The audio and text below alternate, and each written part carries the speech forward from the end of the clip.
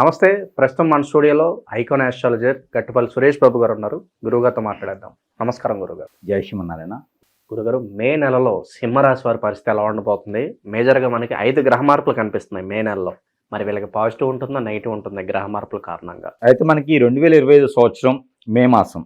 ఈ మే మాసంలో ద్వాదశ రాశి వారికి ఒకరికైతే సింహరాశి వారికి మరొక రూట్ అని చెప్పొచ్చు. ఎందుకంటే సింహరాశి వారు గత కొంతకాలంగా మార్చి 29వ తారీఖు తర్వాత ఈ షష్టగ్రహ కూటమి రోజున మనకి ఏదైతే జరిగిందో ఈ శని భగవాని యొక్క మార్పిడి, అంటే కుంభరాశిలో నుంచి మీనరాశి రావడంతో, దాంతోపాటు వీరికి శని భగవానికి అశుభ దృష్టి అనేది వీరి మీద ఉన్నది. ఎవరికి? సింహరాశి వారికి. అయితే దీనికి భిన్నంగా ఈ యొక్క మే మాసంలో ఏమవుతుందంటే కనుక, అంటే మార్చి నుంచి ఇప్పటి వరకు కూడా వీరంతా కొంచెం ఇబ్బందుల్లోనే ఉన్నారు. ఆర్థిక పరంగా కావచ్చు, జాబ్ పరంగా స్ట్రెస్ ఫీలు, గొడవలు, కుటుంబ కలహాలు అన్నీ కూడా ఏర్పడ్డాయి. ఇవన్నీ కూడా కొంతమేర వీరికి ఉపశమనం అని చెప్పొచ్చు. ఎందుకంటే మే 15వ తారీఖున వీరికి గురువు, రాహువు, కేతువు, రవి భగవాన్లు కూడా మారుతున్నారు. దాంతోపాటు బుధుడు కూడా మారడం జరుగుతూ ఉంది. దీనివల్ల వీరికి ఖచ్చితంగా మార్పు అనేది రాబోతుంది. ఎందుకంటే కొంతమేర ఆ శని గ్రహ అశుభత ఏదైతే ఉందో అది ఖచ్చితంగా వీరికి శుభదృష్టిగా మలుచుకునేందుకు వీరికి గురుగ్రహం కూడా మంచి వీరికి సానుకూలమైన పరిస్థితికి ఏర్పడుతుంది. కాబట్టి మంచి వీరికి పాజిటివ్గా ఉండేదానికి ఉంటుంది. అయితే వీరికి కొత్తగా ఏదైనా వ్యాపారం మొదలుపెట్టాలన్నా, జాబులో వెసులుబాటు రావాలన్నా, కొత్తగా ఏదైనా జాబు ప్రయత్నం చేయాలన్నా కూడా వీరికి ఖచ్చితమైనటువంటి ప్రత్యేకమైనటువంటి ఆలోచన ఉంటే సరిపోతుంది. అయితే ఈ మాసంలో వీరు ప్రయత్నపూర్వకంగా చేసినట్టయితే కనుక గొడవలు ఏదైతే ఉన్నాయో, భార్యాభర్త మధ్య ఎడబాటు కావచ్చు, స్ట్రెస్ ఫీల్ కావచ్చు, లేకపోతే జాబులో గొడవలు కావచ్చు, పార్ట్నర్షిప్లో గొడవలు కావచ్చు, ఫ్రెండ్స్లో గొడవలు కావచ్చు, లేదా వీరికన్నా పెద్దవారితో, అంటే ఉమ్మడి కుటుంబంలో ఉన్నటువంటి వారితో గొడవలు కావచ్చు, ఆస్తి తగాదాలు కావచ్చు, ఇవన్నీ కూడా ఖచ్చితంగా వీరికి సానుకూలం అయ్యేటువంటి పరిస్థితి. అలానే స్థల మార్పిడి కూడా వీరికి ఉంటుందని చెప్పొచ్చు ఈ మాసంలో. ఎందుకంటే జాబ్ ఇప్పటి వరకు ఉన్నటువంటి జాబులు మారి ఎక్కడికో విదేశాలకో లేదా వేరే ప్లేస్కి ఏదైనా వెళ్ళేదానికి ఆలోచన, జాబులో మంచి సానుకూలమైనటువంటి పరిస్థితి వచ్చి ప్రమోషన్స్ వచ్చేటువంటి అవకాశాలు కూడా లేవు అని చెప్పలేము. వీరికి బాగుంది. 15వ తారీఖు తర్వాత మాత్రమే ఇవన్నీ కూడా జరుగుతాయి. అయితే ఈ యొక్క 12వ తారీఖు మనకి బుద్ధ పౌర్ణమి అని ఉంది. ఈ బుద్ధ పౌర్ణమికి, అంటే 12వ తారీఖు మే మాసం 2020 సంవత్సరం, ఈ బుద్ధ పౌర్ణమికి కనుక వీరు ఒక 1/2 కిలో తెల్ల నువ్వులు, ఒక 1/2 లీటర్ పాలు, అలానే ఒక 2 గ్రాములు కుంకుమ పువ్వు, ఈ 3 కూడా వీరికి ప్రత్యేకమైన రెమెడీ అన్నమాట. ఈ 3 కూడా కలగలిపి ఆ రోజున ఆ చంద్ర భగవానుడి యొక్క కిరణాలు దానిలోకి పడేలా ఉంచి, అవి తెల్లవారిన తర్వాత వీరు శివాలయంలో అభిషేకం చేసుకోవాలి. చేసుకున్నట్లయితే ఖచ్చితంగా వీరికి అన్ని రకాల గ్రహ దోషాలు, అన్ని రకాల ప్రకృతి నుంచి వచ్చే దోషాలు, అన్ని రకాల ఆర్థిక ఇబ్బందులు కూడా వీరికి తొలగిపోతాయి. అందుకని ప్రత్యేకించి వీరికి సింహరాశి వారికి ఈ రెమెడీ ప్రతి ఒక్కరు కూడా చేసుకుంటే చాలా మంచిది ఈ బుద్ధ పౌర్ణమి రోజున. అలానే ఈ సింహరాశి వారికి రాజకీయ రంగాల్లో, సినీ రంగాల్లో ఎవరైనా ఉంటే కదా వారికి కూడా ఈ మే మాసం 18వ తారీఖు తర్వాత మంచి మంచి ఆఫర్స్ వస్తాయి.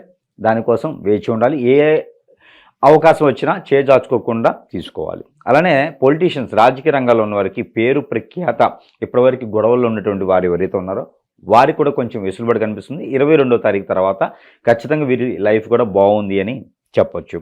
అలానే విదేశానికి వెళ్ళాలని ప్రయత్నపూర్వకంగా చేస్తే కనుక ఈ మే మాసం 22వ తారీఖు తర్వాత ప్రయత్నం చేస్తే ఖచ్చితంగా వీరు విదేశానికి వెళ్ళేదని కూడా కనపడుతుంది.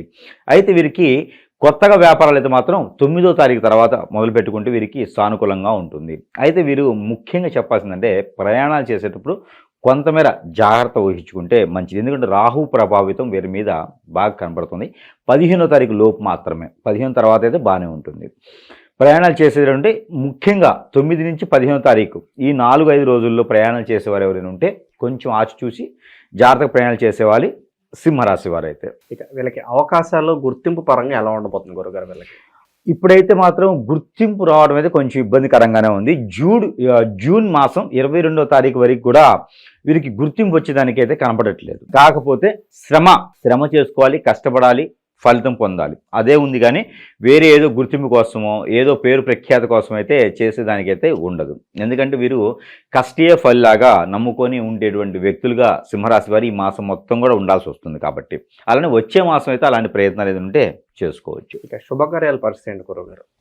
శుభకార్యాలు కాని వారు అంటే పెళ్ళిళ్ళు కానటువంటి వారు సింహరాశి వారు ఎవరైనా ఉంటే వారికి స్త్రీలు అయితే మాత్రం కొంచెం ఈ మాసం ఆగితే మంచిది. పురుషులు ఎవరైనా ఉంటే కనుక వారికి పెళ్లి సంబంధాల వరకు అయితే కుదిరితే ఖచ్చితంగా పెళ్లి మాత్రం ఆగస్టు తర్వాతనే చేసుకుంటే సరిపోతుంది. అది కూడా ఆ పౌర్ణమి తర్వాత అంటే మే మాసం 12వ తారీఖు తర్వాతనే ప్రయత్నపూర్వకంగా చేయాలి. అంటే ఉత్తర దిశ నుంచి వచ్చేటువంటి సంబంధం ఏదైతే ఉందో అది వీరికి కుదిరేటువంటి అవకాశాలు అయితే మెండుగా కనిపిస్తున్నాయి. ఇక భూమికి సంబంధించిన వ్యవహారాలు ఎలా ఉండిపోతున్నాయి? ప్లాట్లు కొనాలన్నా, అమ్మాలన్నా, లేదంటే వీళ్ళ సొంత ఇంటికి అలా సాకారం అవ్వాలన్నా ఎంత టైం పట్టొచ్చు అంటారు వీళ్ళకి? ఇంకా వీరికి కష్టపడి సంపాదించుకొని కొనుక్కోవాలని ఆలోచన ఉంటే కనుక ఖచ్చితంగా వీరికి సెప్టెంబర్ వరకు ఆగాల్సిందే. ఇంకా ఏదన్నా వ్యాపారం చేసుకునే వారైతే జూన్ 22 వరకు ఆగాల్సిందే. ఇక రియల్ ఎస్టేట్ పంటలు పండించేవారు కానీ, కౌలు భూములు తీసుకునేవారు కానీ, అలాగే బిల్డర్గా చేసుకునే వారికి అయితే ఖచ్చితంగా బాగానే ఉందని చెప్పొచ్చు. అయితే సొంతగా తీసుకోవాలంటే మాత్రం ఖచ్చితంగా వీరికి కొంత సమయం అయితే పడుతుంది. ఇప్పుడు తీసుకున్నా కూడా అంతగా వీరికి ఫలించేలాగా లేదు కాబట్టి ఆ ఇన్వెస్ట్మెంట్ ఉంటే తీసుకెళ్ళి ఎక్కడైనా మ్యూచువల్స్లో కానీ ఏదైనా బ్యాంకులో కానీ సేవ్గా చేసుకుంటే మంచిది. కానీ అలా ల్యాండ్స్ మీద పెడితే మాత్రం ఖచ్చితంగా వీరు రానున్నటువంటి కాలంలో లాస్ అయ్యేలాగా, లేకపోతే ఆ ల్యాండ్లో కరెక్ట్గా లేనటువంటి డాక్యుమెంట్స్, లేకపోతే ల్యాండే సరిగా లేకపోవడము, దానివల్ల ఇబ్బంది పడే అవకాశాలు అయితే మెండుగా కనిపిస్తున్నాయి. కాబట్టి ఈ మాసంలో అలాంటి కొనుక్కోకపోవటం, అలాంటి వాడి జోలు వెళ్ళకపోవడమే మంచిది. పంట పొలాలు వేసుకోవటం వాటికైతే అలానే చేసుకోవచ్చు, కానీ ఇలాంటివి అయితే పనికిరాదు. ప్రజెంట్ ఉన్న గ్రహస్థితి చూసినట్లయితే వీళ్ళు ఎలాంటి రెమెడీస్ చేసుకుంటే బాగుంటుంది అంటారు గురుగారు? ముఖ్యంగా వీరికి కలిసి వచ్చేటువంటి రోజు ఈ మాసం మొత్తం కూడా గ్రహాలు వీరికి అనుకూలంగా మారుతున్నాయి కాబట్టి వీరికి దాని తగ్గట్టుగా ఏ రోజు బాగుంటుందో కూడా చూసుకుంటే వీరికి ఇంకొంచెం సానుకూలంగా ఉంటుంది. కాబట్టి ఈ సింహరాశి వారికి ముఖ్యంగా ఈ మే మాసంలో ఆదివారం, మంగళవారం ఈ 2 రోజు వీరికి చాలా అనుకూలంగా ఉన్నాయి. అలానే వీరికి 5వ నెంబర్, 7వ నెంబర్ ఈ 2 కూడా వీరికి చాలా అనుకూలంగా ఉన్నాయి. వీరికి orange colour, red colour, tomato colour ఈ 3 కూడా వీరికి చాలా అనుకూలంగా కనిపిస్తున్నాయి. ఇక వీరు పోతే రెమెడీస్ ఈ మాసం మొత్తం కూడా వీరు చేసుకోవాల్సిన రెమెడీస్ ఏంటంటే ఏదైనా సరే ఆకుకూరలు, వెజిటేబుల్స్ ఏవైతే ఉన్నాయో అవి ఏదైనా ఒక 3 కిలోలు సుమారుగా తీసుకొని ఎక్కడైనా గోశాలలు ఉంటే లేదా ఆవులు ఉంటే అక్కడ తినిపించడం ద్వారా వీరికి మంచి జరిగేదానికి ఆస్కారం ఉంది. మరొకటి వీరు ప్రతినిత్యం కూడా సూర్య నమస్కారాలు చేసుకుంటే చాలా మంచిది. రాగి పాత్రలో నీళ్లు తీసుకొని ఉదయించేటువంటి సూర్యునికి 7 మనము చేతిలో 7 మనకి పెప్పర్ సీడ్ అని ఉంటుంది, మిరియాలు, బ్లాక్ మిరియాలు, ఒక 7 మిరియాల గింజలు చేతిలో పెట్టుకొని ఇలా రాగి పాత్రలో నీళ్లు రవికి ఉదయించే సూర్యునికి ఆదినివ్వాలి.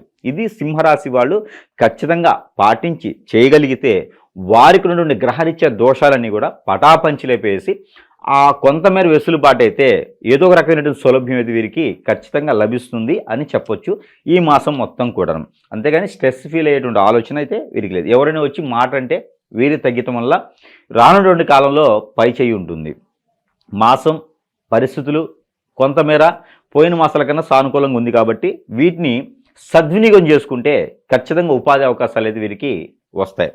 అలానే ఈ రెమెడీస్ చేసుకుంటూ ప్రతిరోజు కూడా గ్రహాల నుంచి తీసినటువంటి నెంబర్ ఏదైతే ఉందో అది కూడా ఇస్తాను, అది కూడా వీరు పారాయణం చేసుకుంటే చాలా మంచిది.